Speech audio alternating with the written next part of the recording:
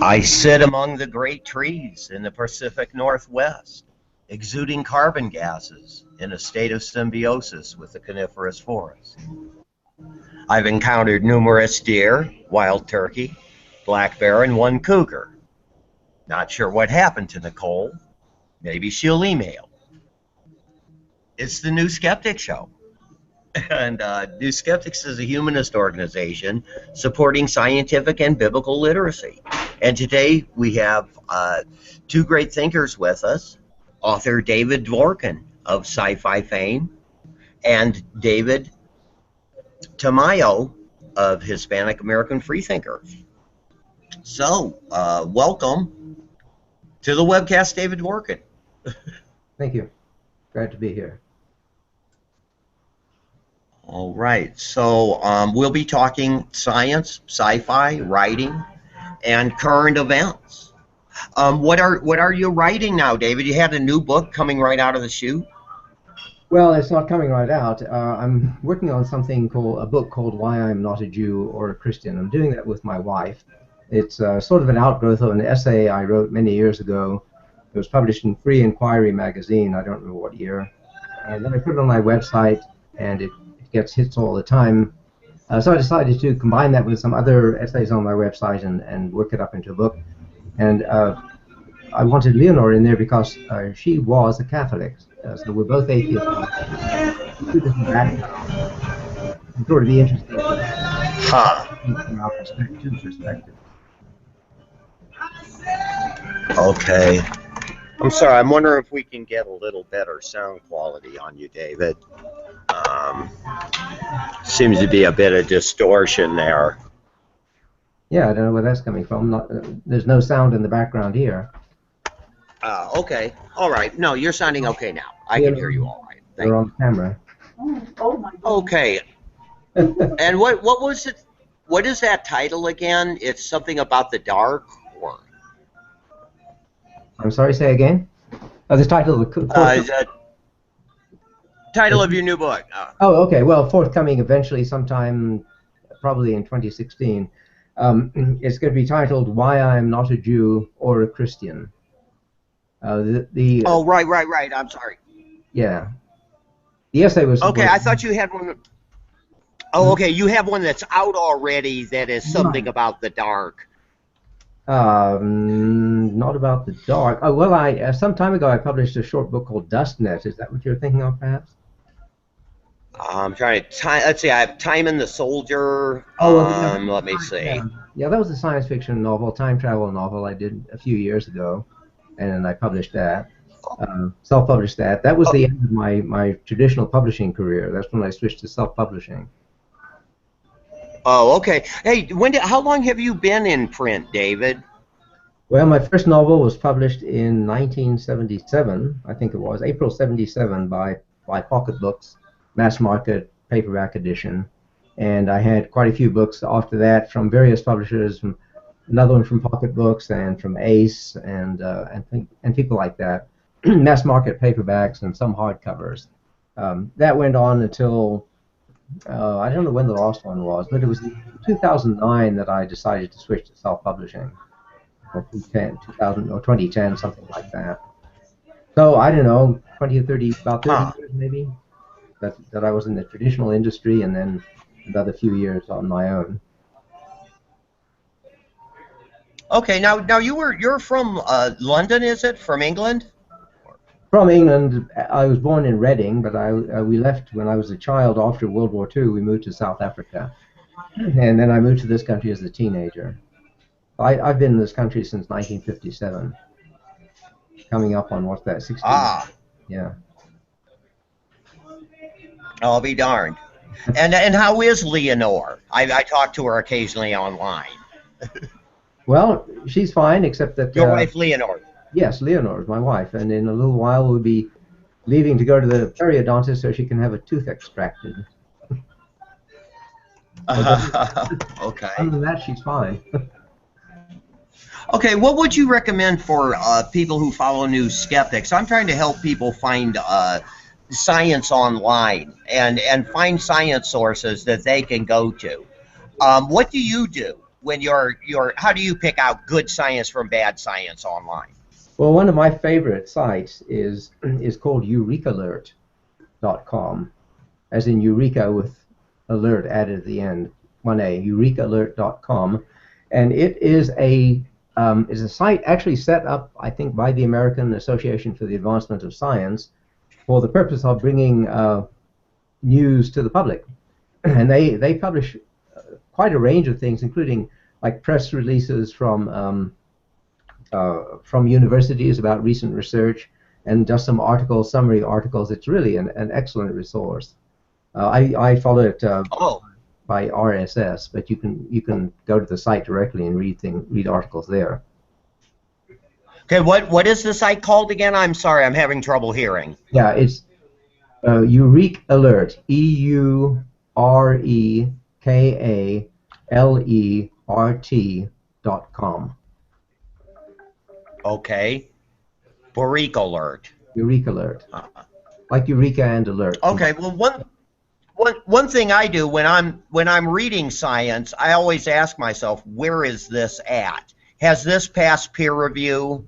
These sorts of things, and I mean, you know, a formal peer review period that you normally get with a study. A lot of times, what happens online, we just get an editor perhaps okaying something, and actually, to be honest with you, you don't need to have any credentials or anything to do that. I could call myself a source of scientific peer review, but I would never do such a thing. Yeah, and that's his problem. That's one thing I like about this site. A lot of the articles they publish are summaries of papers that have just appeared in peer-reviewed journals. And then they do also have press releases from universities, but these are respectable places coming from the science departments in those universities. Oh yeah, you do have to exercise a bit of caution, but a lot of their articles are very reliable and very solid. And then, of course, the Scientific American, which now has its own online site, and they do publish short articles there as well. That's a good one. That's always a good one. Okay. Let me get along here. Oops, I'm sorry. I have the wrong thing going. Oh, no, I'm there. All right. My next question is here. It's down here somewhere. Star Trek novels. Yeah. You wrote a number of Star Trek novels, at least 2, I think. Yeah, 3 altogether. The third one I co-authored with my son Daniel, who is, by the way, an actual practicing scientist with a PhD and everything. Yeah, I was a fan. Well, when the original series first started on the air, I was working at NASA in those days on the Apollo program. And here's Leonore. Hi, here I am. This is Leonore. Hi. Hi, Leonore. Hi. I'm just listening. Okay. Go ahead. Sorry. So, when the original Star Trek series was on the air, I was working at NASA on the Apollo program, and it was wonderful. I mean, we loved that show, and we were heartbroken when we went off the air. And when my agent contacted me and said that the publisher was looking for people to write novels, I just jumped at the chance. I thought that would be a great fun, great adventure, and it was. The first 2 that I did really were fun. It was like having new episodes, being able to watch new episodes of a great show that had gone off the air prematurely. And the third one I did eventually with Daniel. It was not quite so much fun by that time, but because things had changed, the show was back on the air, and Paramount Pictures was really keeping a close eye on every word we wrote, so it wasn't as much fun. But still, it was his first published book, and he was a teenager when we sold it. Yeah, so I did three books. And those are great. I had a lot of fun. I'm glad I did it. I was actually on the New York Times bestseller list because of Star Trek. Okay. Why does sci-fi get all the attention that it does? Why do you think it's such a popular form? Well, it's interesting to me because when I first started writing it or even reading it, when I was a teenager, it was the opposite. It was you could find it on racks in the drugstore, and that was about it. And it was looked down on. It was in the gutter. I'll be darned. That's only changed in recent years. I think the change started with movie 2001, which was the first big budget, well done, well acted, etc. serious movie instead of cheap, badly done, bad special effects and so on, which all the science fiction movies before then mostly had been. Why it's so successful now, I guess partly because a whole generation has grown up that lives in the science fiction world. They're surrounded by technology and they were brought up with all of this stuff on television, and no longer a novelty. It's the way things are now. It's the biggest genre out there, at least in movies it is. We might even cite the success of Star Trek and the Star Wars series franchises. Oh yeah, well, Star Wars obviously huge, yeah. Okay, now you wrote something about Sherlock Holmes too. You put that in a modern time, didn't you? I did. I combined a bunch of stuff. I had him starting out in the very early 20th century when he was an old man. He discovers immortality, and he and Watson both have immortality, and then they end up traveling into space and everything. And I was able to get all my interest in there because I'd read a lot of Sherlock Holmes, really liked it, and I got H.G. Wells in there and his time machine, so I got time travel in there too. That was lots of fun. Oh, Leonore just handed this to me. She wanted me to show you this. This is my, if you can see it, my newest book, very short book. Doesn't show well. Where's the camera? There it is. This is why I know why it's back to front. This is actually a section of. I mentioned the book Why I'm Not a Jew or a Christian that we're doing. I had written this section of it called Once a Jew, Always a Jew, arguing that Judaism is just a religion, not an ethnic group or a race or anything else. And so people who have lost their religion really should stop calling themselves Jews. That's people like me. And I thought it was worth putting it out by itself. So that's in a very short paperback edition, and in the ebook is free, at least on. It may not be free on Amazon, but it's free elsewhere. That's one of the great things about self-publishing. You can just do this kind of thing. Okay, so we've you're covering you're talking about genetically financial people, apparently. Say that again. Genetically what? Well, genetically, most American Jews are of Eastern European extract, Ashkenazi, and genetically they are basically Eastern European. There's just a tiny flavoring of the Middle East on the paternal side. But a small number, apparently a small number of men, possibly a few hundred, possibly a few thousand, migrated from the Middle East across the Greek and then Roman empires, and then into Eastern Europe, where they married lots of local women. So genetically, Jews, Eastern European Jews, American Jews are not really any different from Eastern Europeans. They can't really consider themselves some separate race or closely related to the Middle East. Huh. Okay. Well, I'm not surprised. Well, okay. It's great. It's been great talking to you, David. And I'm sorry we got a late start. Yeah. Well, I'm glad I got this. But we were going to bring in our second David. Okay. Oh, thank you. Go on, please. Okay. We're going to go ahead and bring in our second David, Tamayo, who is of Hispanic American Freethinkers, the founder, and has been doing a lot of stuff with that. There's big doings going on in Puerto Rico and whatnot, and we're going to talk to David about that. Thank you for having David me. Tamayo. Well, thank you very much. Oh, yeah. I'm excited to be here, and well, I figured today is David's day, so you should have thought about David Fitzgerald, David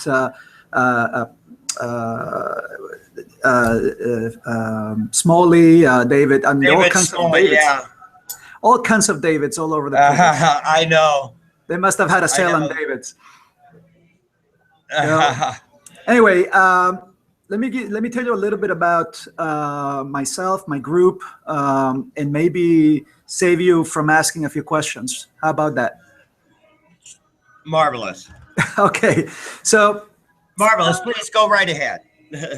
All right. Well, so in 2010, I decided to start Hispanic American Freethinkers after looking around and noticing that there were very few skeptical Hispanics around. Now, what I mean by a few is that this country has 56 million Hispanics in this country, and which represents about 16% of the U.S. population. But when I looked around, I wasn't seeing 16% of Hispanics being atheist or being skeptical or being in any way questioning anything, And so after forming the group, rapidly we started seeing that there was really a good need for it, and there were a lot of people saying, "Oh wow, thank you for having this. I didn't know there was a group like this. Now there's a group where I can come and talk about anything." Now we were very careful in choosing. Then instead of saying skeptics or atheists or this or that, we picked the word freethinker, which has a more positive connotation, and because it encompasses not just the religious aspects of life, but also anything that is supernatural. And in the Latino culture, unfortunately, we still have a lot of superstitions. There's a lot of things, a lot of stores here in the area, in the Washington, D.C. area where I live. There are a lot of stores that have where they sell you candles for against evil eye, or candles for good luck, or all kinds of BS. So having the word freethinker was a really good word, because it really encompasses all of these things, and in that it takes care of anything and everything that is supernatural, and really it's another word for saying skeptic, whereby you question everything and nothing is beyond questioning. So education became the prime way that we've selected to approach this problem within the Latino community. And so we've started a bunch of different programs in different places to try to educate Hispanics, but also educate everyone around about Hispanics, because a lot of people may think that, well, I'm not Hispanic, who cares? It's not going to affect me. But let me tell you something, Phil. When you are, in your dotage, and you need somebody to take care of you, and you need somebody to deliver good, effective, evidence-based medicine to you, and instead they give you some magic potions or some powders or something, some homeopathy or things of the sort, then it really does affect you. It really can affect you and can kill you. And this is the kind of thing that we want to do. I mean, no one lives in a vacuum. We all live in the same country. And if 16 to 20% of the population today are not pro-science, or they're not pro-reality, then it affects everybody, as we've seen with lots of the laws and lots of the things that have been passed before, So that's more or less, where we're coming from on that.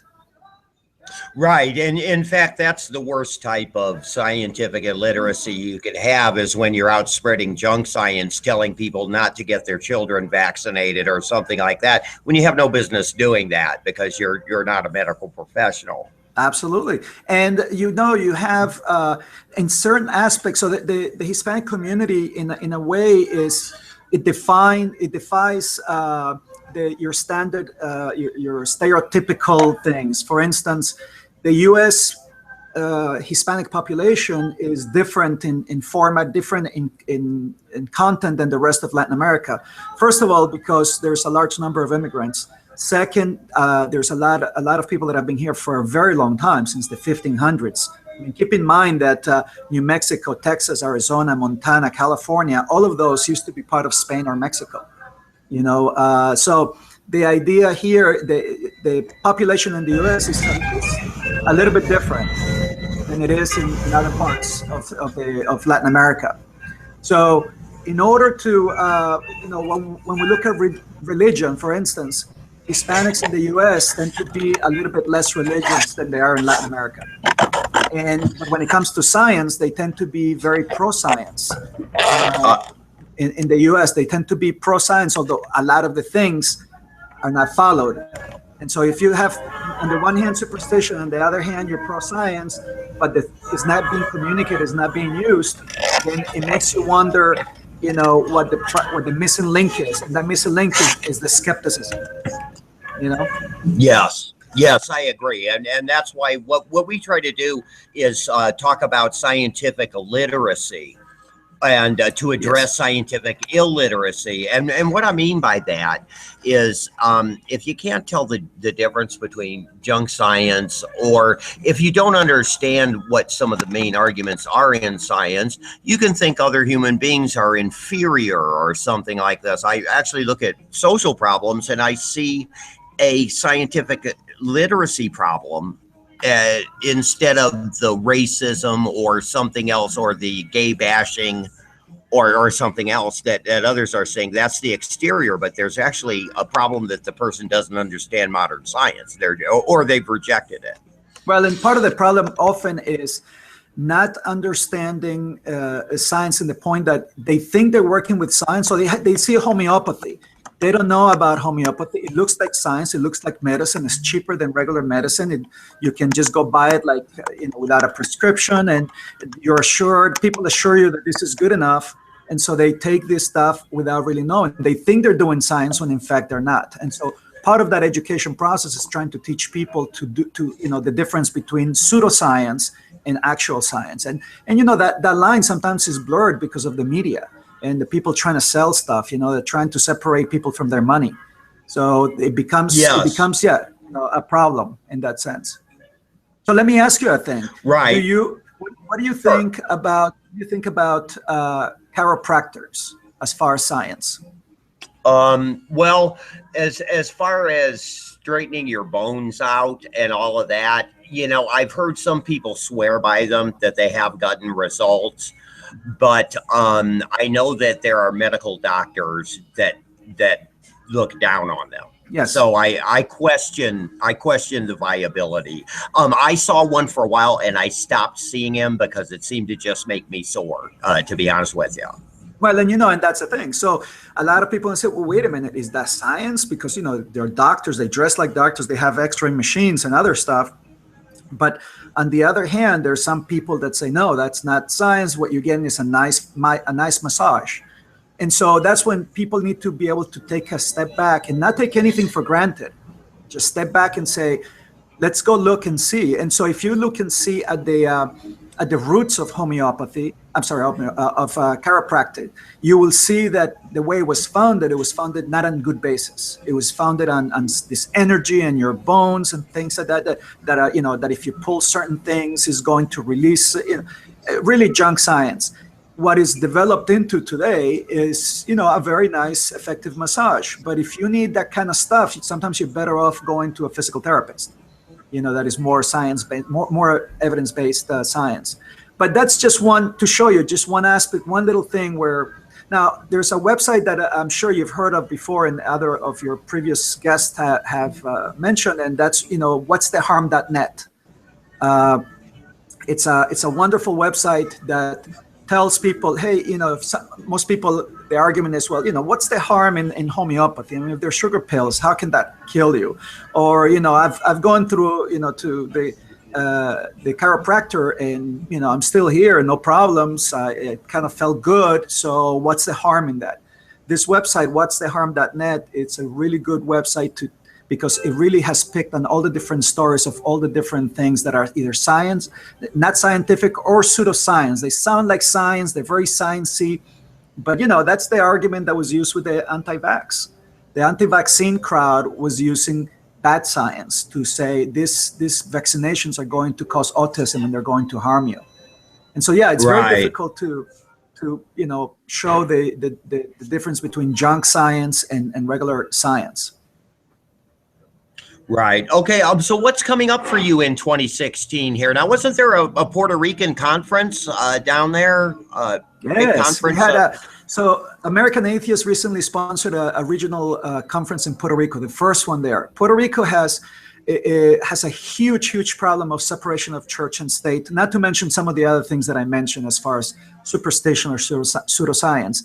But they have such an issue there, such a problem, that in there, the police will stop you in the street, will on the road when you're driving for whatever reason, and will make you get out of the car and will almost force you to pray with them, and to declare that Jesus is your Lord and Savior and this and that, So this is the police. These are the authorities.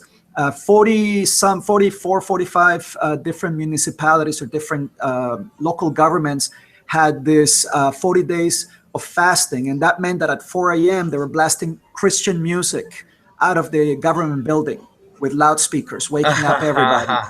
And when people went in, I had some friends that went and complained to the police and say, hey, they're disturbing the peace. It's 4 in the morning. You know, I need to sleep. And they would say, yeah, it sounds like you need to go pray with them. Why don't you go give that a try instead? Why don't you go pray with the people that are praying? And so, you know, it really starts to become a problem because, you know, once that's separate, and now keep in mind, Puerto Rico is a U.S. territory. They have to follow the U.S. Constitution. And, but, you know, yes, they, you know, every Puerto Rican is a U.S. citizen by birth. You know, this is, and so what happens is, you know, this is going on there. And because it's you know, sort of out of sight, out of mind, a lot of people around here don't know about that. So having this conference there was really good. We were able to have a lot of coverage in the news, a lot of people that came out as atheists and say, oh, good, there's a group of people. So we were able to hook up a couple of hundred people at this conference, considering that the economy in Puerto Rico is really bad right now. And so it was, you know, a lot of people couldn't make it because, you know, trying to pay for it. But all in all, there's a lot of things going on. In 2016, we're going to be expanding we have an education, critical thinking education classes or seminars that we give at the high school level in Northern Virginia and in the Washington, D.C. area. And that's been really good, very successful. We were able to get into the schools to do this. We don't talk about, we don't bring up religion or politics, but we don't avoid it if someone brings it up. And so, for example, I had in one of the seminars that I was giving, I had one of the students say, Mr. Tamayo, should we teach religion in school? And for a second there, I don't know what to answer. And so to buy some time, I said, hey, which religion do you want to teach? And before the student could answer, I said, no, never mind. You know what? I agree that all religions should be taught in school. Not one, but all religions, all the major religions. You should teach, schools should teach about Islam, you should teach about Judaism, Christianism, everything, Buddhism. So that way, everyone knows the myths that every religion believes. And that way, if someone is interested in a particular religion, they can then be really free and pick one religion if they want, or none if they don't want any. And so it gave me an opportunity to have this conversation where I'm not telling them what to do or what to think. I'm telling them how to think.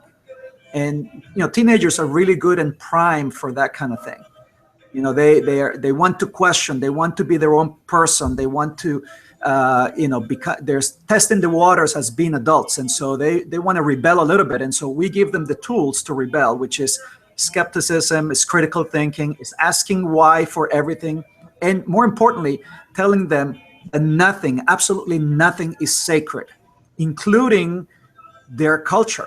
So, you know, culture, why should culture have any special freeway or leadway? You know, we can't say, oh, question everything, but not culture. And I see that a lot in the secular movement. I see a lot of people questioning religion, no problem, but questioning culture or somebody's culture, they immediately are like, oh, I don't want to be labeled a racist. I don't want to be labeled, you know, some sort of phobic person. So the idea here is that no, it's okay to question everything, because, you know, good ideas and good things love to be questioned. You know, the more people know about it, even the better. So that's one of the things. That's the thing that we want to make sure that people don't think that just because, you know, you see something wrong in a culture that we can't, that because we don't belong to the culture, we can't or shouldn't question it. And I think that you can question things with respect, even though, again, no one says that there's a law that you have to respect people in a way, because, you know, people will get offended no matter what. But as it is often said, no one has the right not to be offended. The idea is that if you bring up these conversations, if you bring up the conversation, then we can talk about it and bring the, you know, use some common sense, some reality-based evidence to prove that a culture has something that is good or something that is bad or something that is neutral. I mean, whether I like chocolate or vanilla, you know, it really doesn't matter to the person next to me. And we could argue about that. That's something that I would consider neutral. Whether I like, you know, salsa music, or I like tacos, or I like, you know, some other stuff. That's the idea, to say, look, you know, we should be able to question absolutely everything and pick the best things out of every culture. Right. I agree. It seems to me people are unfortunately indoctrinated, and as a result, it's because they are. you can't bring up anything and you can't talk about anything. So it's like this imposed silence that's largely imposed by people that don't care about anything anyway. and Yeah, so, absolutely. but you know, so this.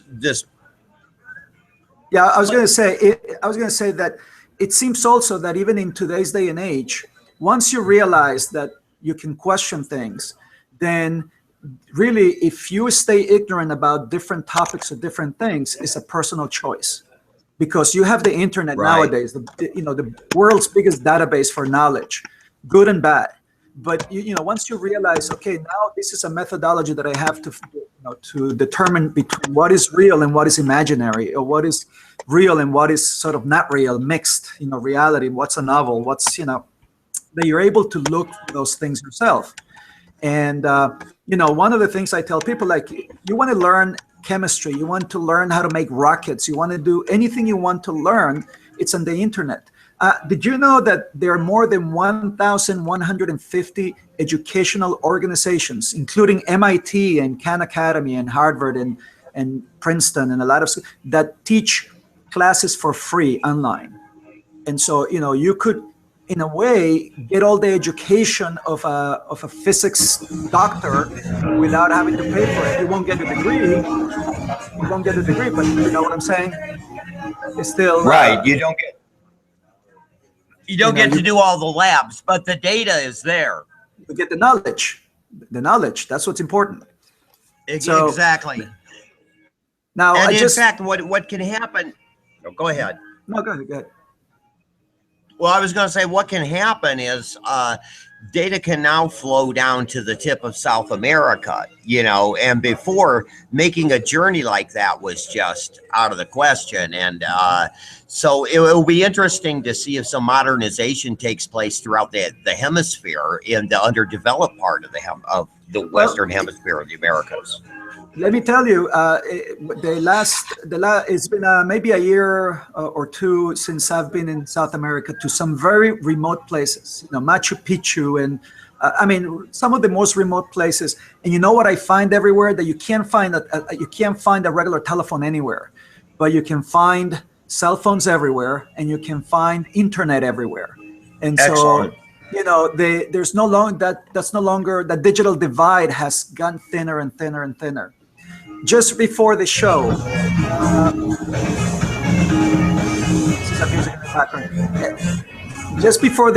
I decided to type libros.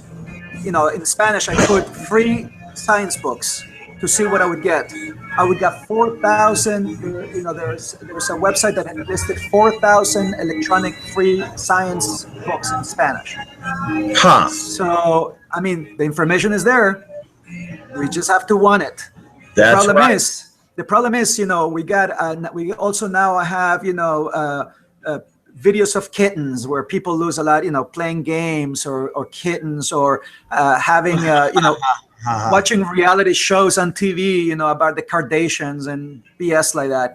And so I noticed that a lot of people waste a lot of time in that sense. And so if you're not learning something new, and you're just, sometimes your brains, use it or lose it. You start not engaging it, and you start getting rusty. So you have to want it, I agree. And that's what I do. I get online and I look up a little science, and I see what other people are saying and whatnot. Okay, well, thanks a lot for coming today, David. All right, my pleasure. One more thing before I go. I want to do a plug for the Reason Rally in 2016. I am the vice president of Reason Rally coming up here.